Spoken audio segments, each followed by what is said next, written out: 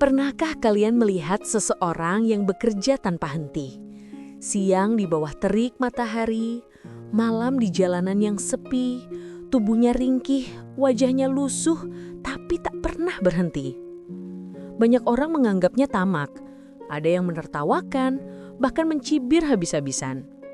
Namun, siapa sangka, di balik semua peluh itu ada alasan yang begitu mulia.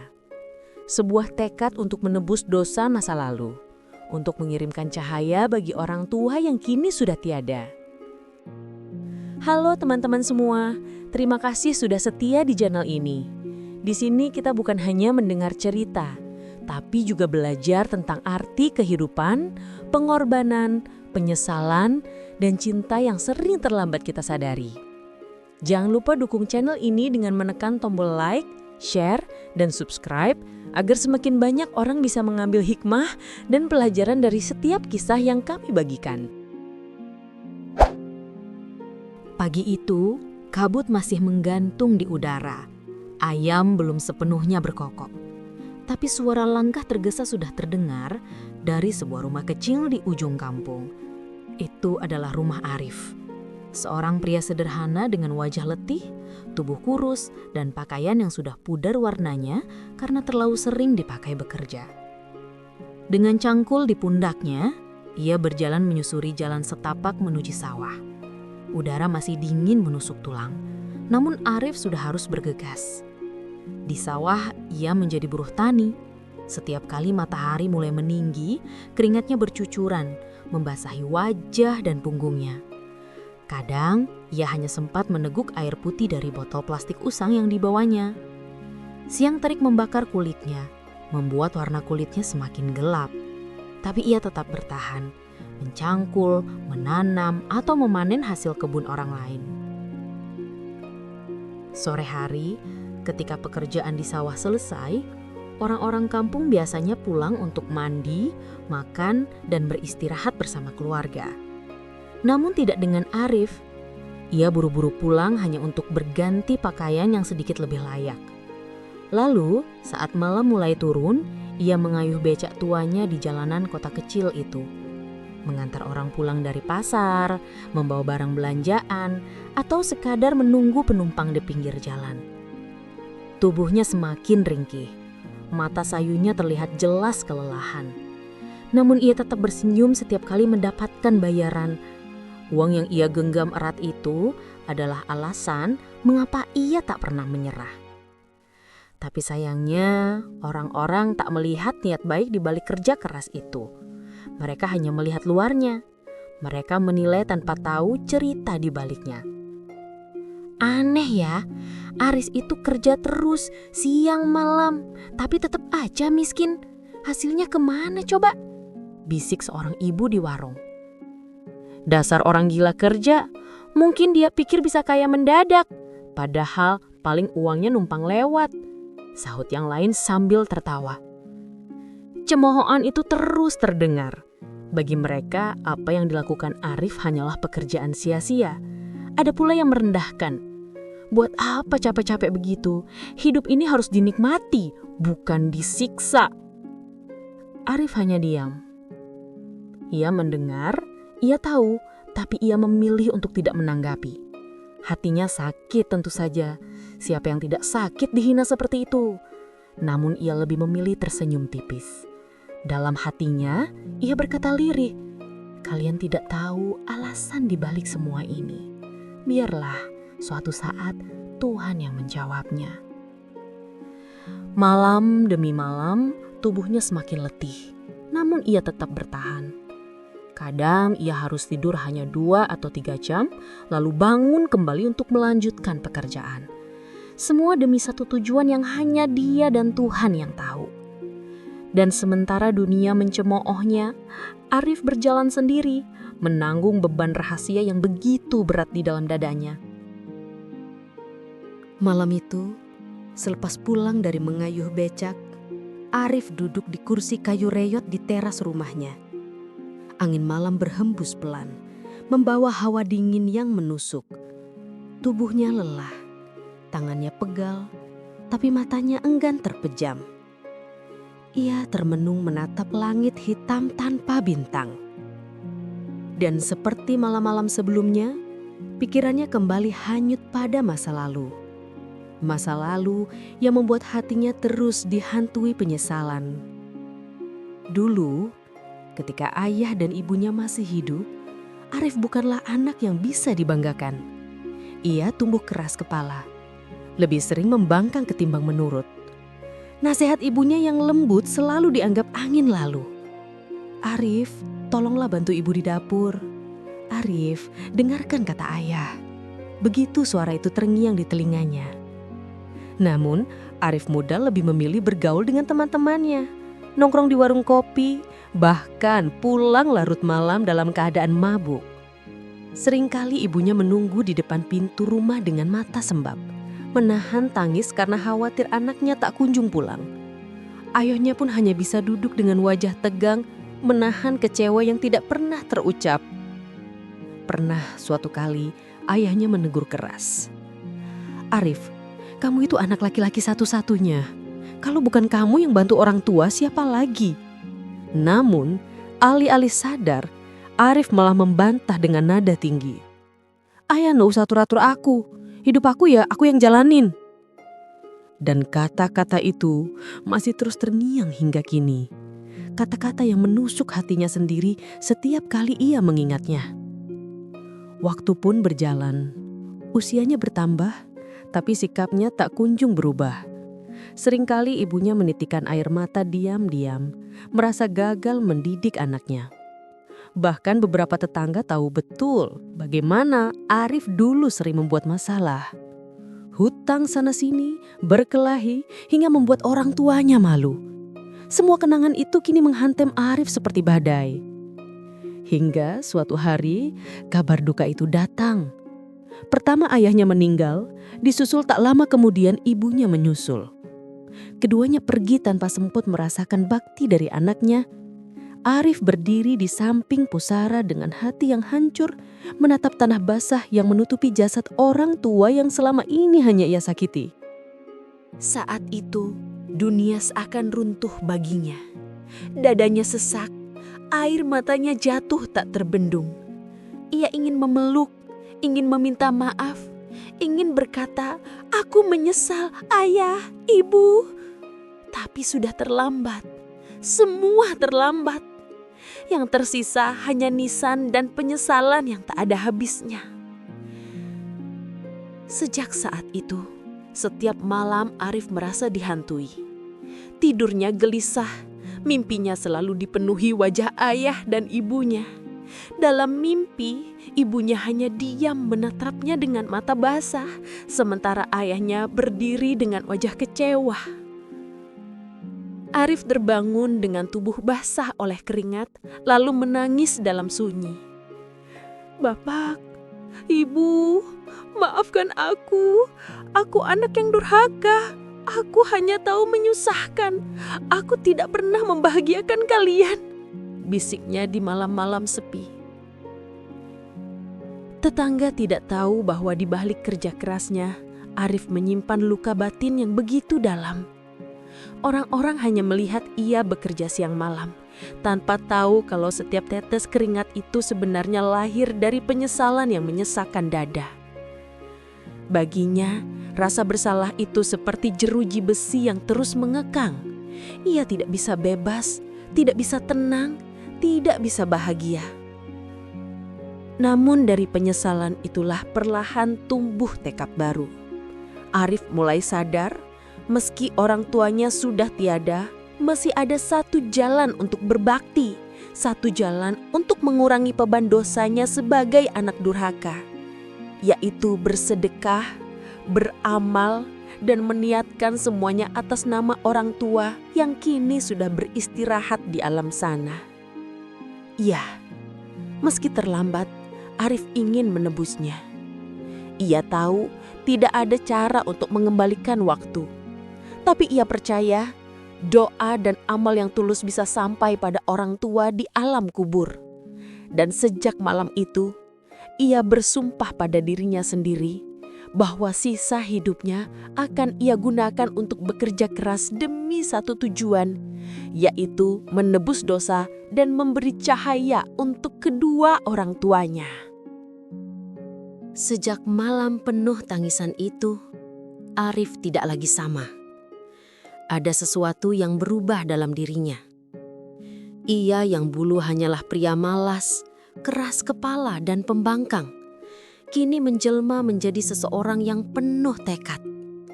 Tekad yang tumbuh dari penyesalan, tekad yang lahir dari luka masa lalu.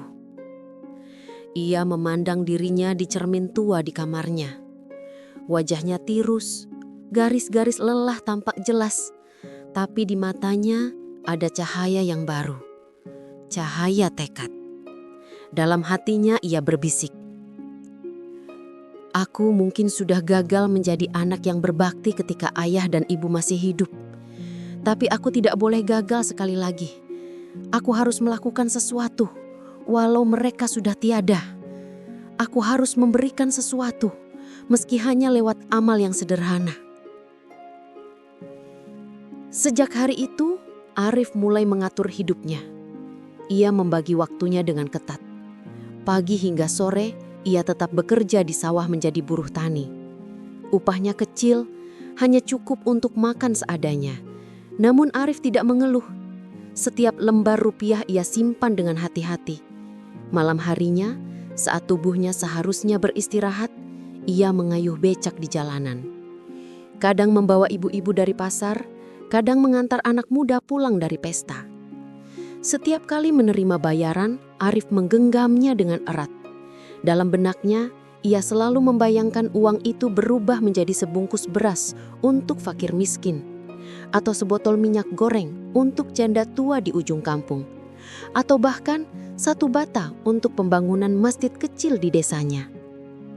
Ya, semua kerja keras ini bukan untuk dirinya, bukan untuk rumah mewah, bukan untuk pakaian baru, bukan untuk gengsi, melainkan untuk orang tuanya. Ia ingin menebus dosanya dengan cara paling sederhana, bersedekah atas nama ayah dan ibunya. Ia tahu banyak orang tidak akan mengerti. Karena itu ia memilih merahasiakan niatnya. Biarlah orang kampung menganggapnya gila kerja. Biarlah mereka mencibir, mentertawakan, bahkan menghina. Ia tidak peduli, karena niatnya bukan untuk dipuji manusia. Niatnya hanya untuk Allah dan untuk kedua orang tua yang telah mendahului. Malam-malam tertentu, setelah selesai mengayuh becak, ia pergi ke masjid. Duduk sendirian di pojok, menundukkan kepala, lalu berdoa dengan suara bergetar. "Ya Allah, terimalah setiap tetes keringat ini. Aku niatkan untuk ayah dan ibuku. Jangan biarkan mereka gelap di alam sana. Jadikanlah semua amal ini sebagai cahaya bagi mereka."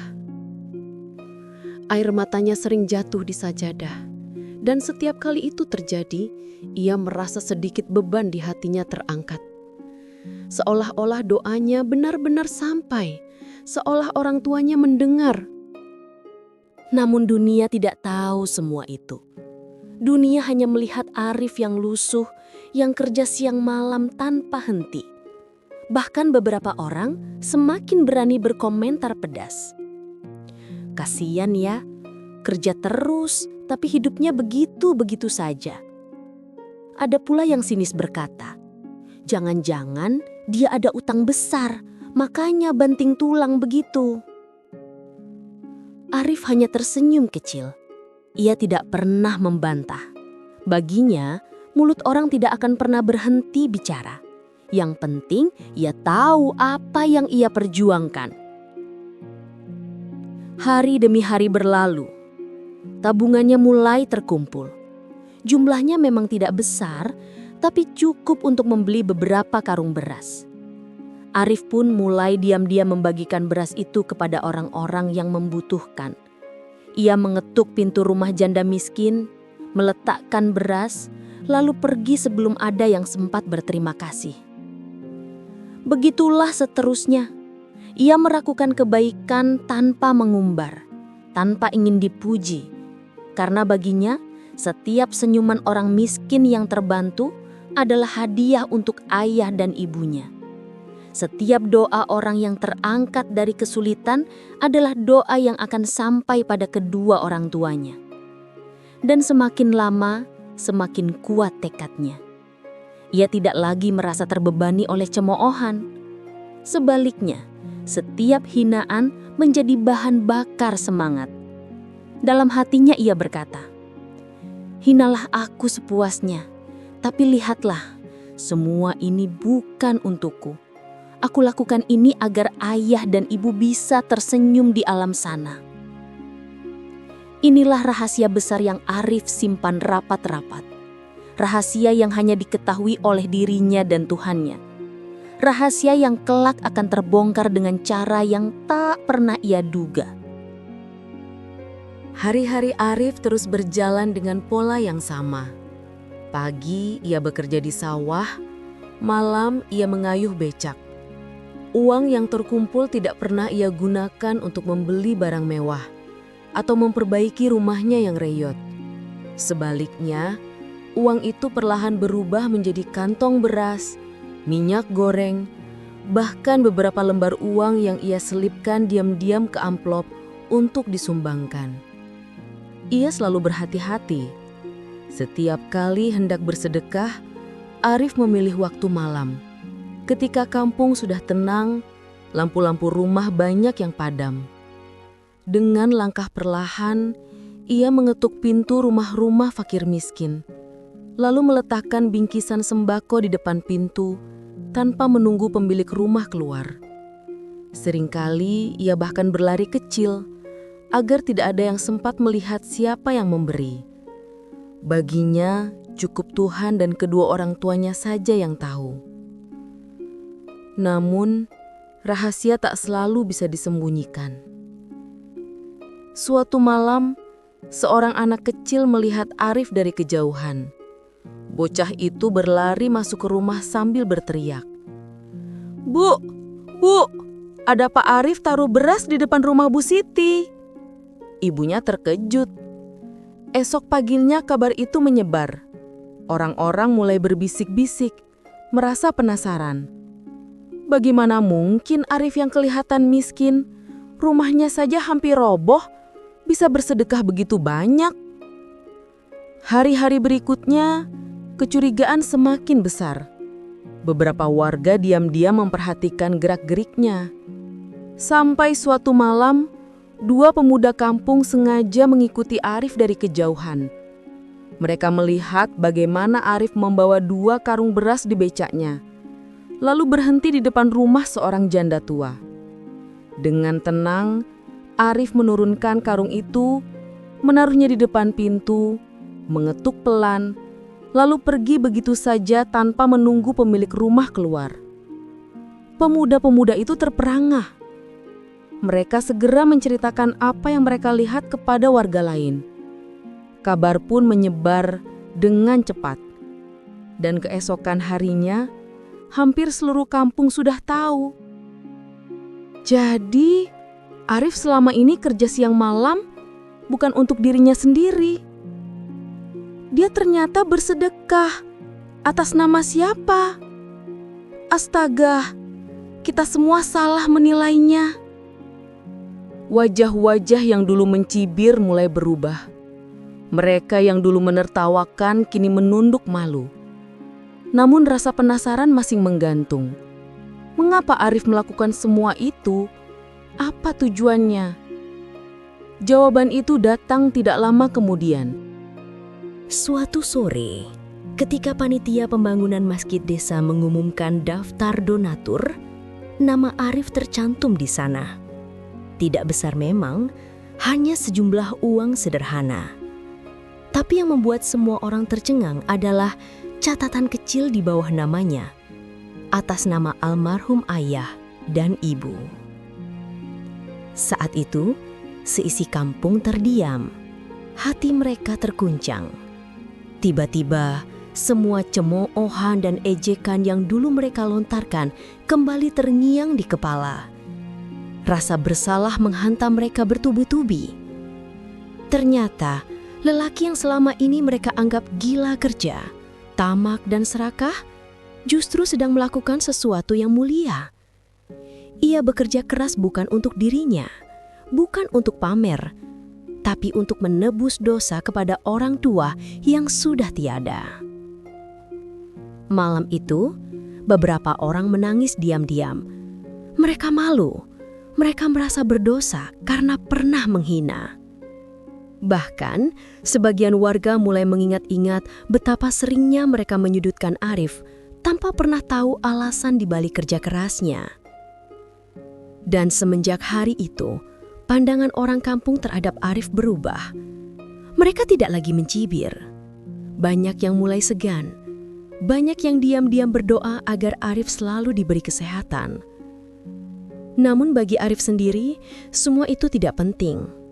Ia tetap sama, bekerja tanpa henti, bersedekah tanpa pamrih, dan terus meniatkan semuanya untuk kedua orang tuanya. Rahasia yang selama ini ia sembunyikan akhirnya terbongkar. Dan justru dari rahasia itu, lahir sebuah pelajaran besar yang mengguncangkan hati banyak orang. Malam itu, langit tampak begitu kelam. Angin bertiup lembut, membawa hawa dingin yang menusuk tulang. Di pemakaman desa, hanya ada sunyi. Sesekali terdengar suara jangkrik dan gemerisik dedaunan yang tertiup angin. Di antara deretan nisan yang berjajar, tampak seorang pria duduk bersimpuh. Dialah Arif. Dengan pakaian lusuh, wajah basah oleh keringat dan sisa air wudhu, ia menatap dua pusara sederhana yang berdiri berdampingan. Pusara itu milik ayah dan ibunya. Batu nisan yang mulai pudar, tertutup lumut tipis, menjadi saksi bisu betapa waktu terus berlalu tanpa pernah menunggu. Arif menarik napas dalam-dalam. Tangannya bergetar ketika menyentuh tanah basah di atas pusara. Suaranya lirih, nyaris tenggelam dalam desau angin malam.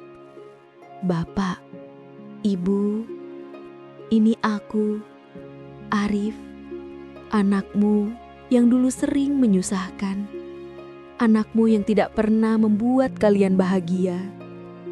Air mata jatuh satu persatu membasahi pipinya. Dadanya terasa sesak, seakan ada beban berat yang menekan. Selama ini ia hanya bisa berdoa dari kejauhan.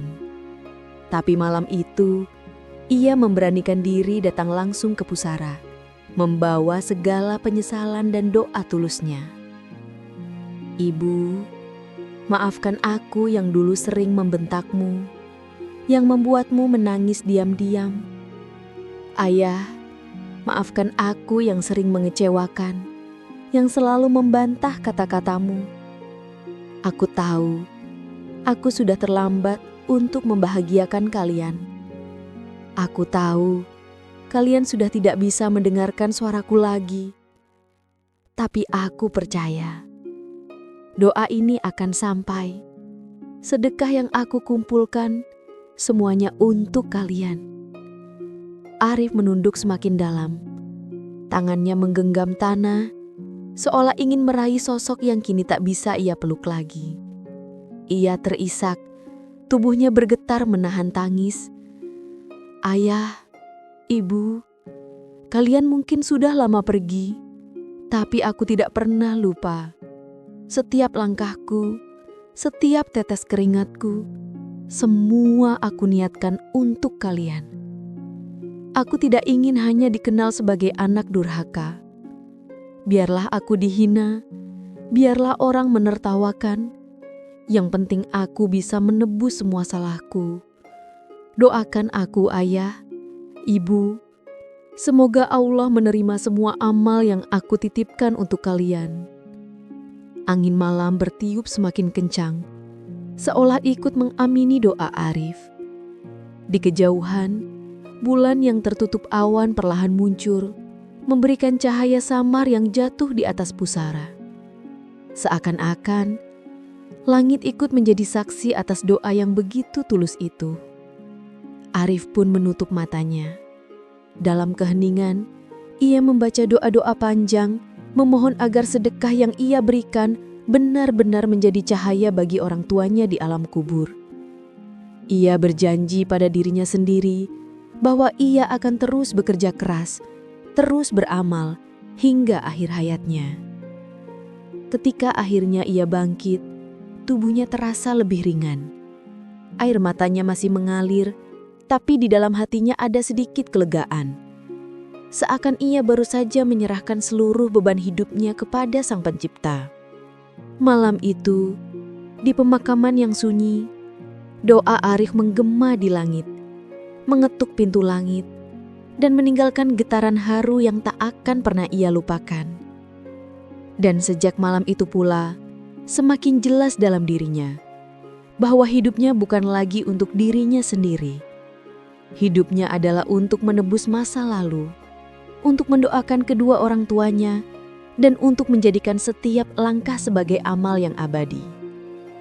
Di sanalah, di bawah cahaya bulan yang redup, lahirlah kembali seorang Arif yang baru. Bukan lagi anak durhaka, bukan lagi pria yang dicemooh, tapi seorang anak yang berjuang dengan segenap jiwa demi doa dan demi cinta kepada orang tua yang kini telah beristirahat selamanya. Teman-teman semua, dari kisah ini kita bisa belajar sesuatu yang sangat berharga. Hidup ini tidak pernah panjang, dan kesempatan untuk berbakti kepada orang tua tidak akan selalu ada. Selagi mereka masih di sisi kita, jangan sia-siakan. Ucapkan terima kasih, berikan senyuman, bantu mereka walau dengan hal kecil. Karena setiap perhatian kita akan menjadi kebahagiaan terbesar bagi mereka. Jangan pernah menunggu sampai semuanya terlambat. Jangan biarkan penyesalan datang ketika kita hanya bisa menatap batu nisan. Karena saat itu, semua tangisan tidak akan mampu membalikan waktu. Namun, jika ada di antara kita yang pernah salah, yang pernah lalai, jangan berputus asa. Masih ada jalan untuk menebus kesalahan. Doakan mereka, lakukan amal kebaikan, bersedekahlah atas nama mereka. Karena doa dan amal itu akan sampai, menjadi cahaya yang menerangi mereka di alam sana. Terima kasih teman-teman, sudah menyimak cerita ini sampai akhir. Semoga kisah ini bisa menjadi pengingat bagi kita semua untuk lebih mencintai dan menghormati orang tua.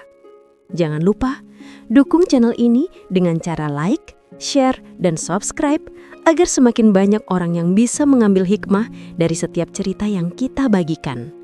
Sampai jumpa di video berikutnya, tetaplah berbuat baik selagi kesempatan itu masih ada.